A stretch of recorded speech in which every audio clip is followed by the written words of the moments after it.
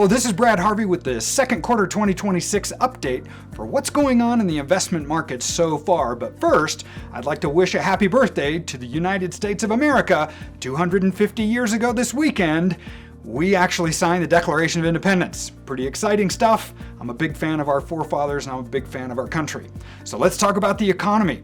So far this year, the only place to be for great returns has been in stocks. The second quarter was a banger. We had a lot of great returns in large caps and small caps and all caps. We even had good returns in non-US. The non-US foreign markets did very well. Domestic markets, it looks like large companies year to date are up between 8, 9, 10%. The NASDAQ 100, which is tech stocks, is up almost 20. If you look in small caps, 22. If you look at all caps, 10% year to date. This is a banging year for the first half.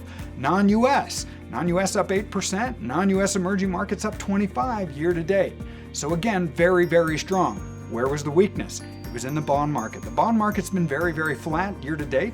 In fact, the 10-year Treasury yield is actually up a little bit year to date. It's gone from around 4.15 to about 4.40 in terms of yield. Doesn't seem like much. That's actually a 6% difference. REITs at the same time, which were real estate investment trusts, up about 9% year to date. Commodities up 20, but in that group, we're actually seeing gold is down 7% year to date.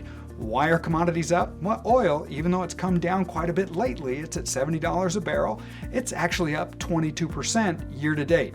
What does that mean? It's driving inflation. Inflation year over year, if you look at the numbers ending May 31st, annualizing at a 4.2% top line growth. So what does all of that mean? It means that right now pay very close to your allocations. We're looking at ours on a continuing basis. We want to maybe be mixing things up a little bit, take a little bit of profit off the table in those US, especially the small caps and the technology companies, giving maybe a little bit more exposure in non-US assets. The dollar's been very, very stable year to date. If we end up with more inflation, typically that puts downward pressure on the dollar. Typically it brings interest rates up, and that puts pressure on the US stock market. So we want to have the ability to diversify away from that a bit if this market starts to roll over.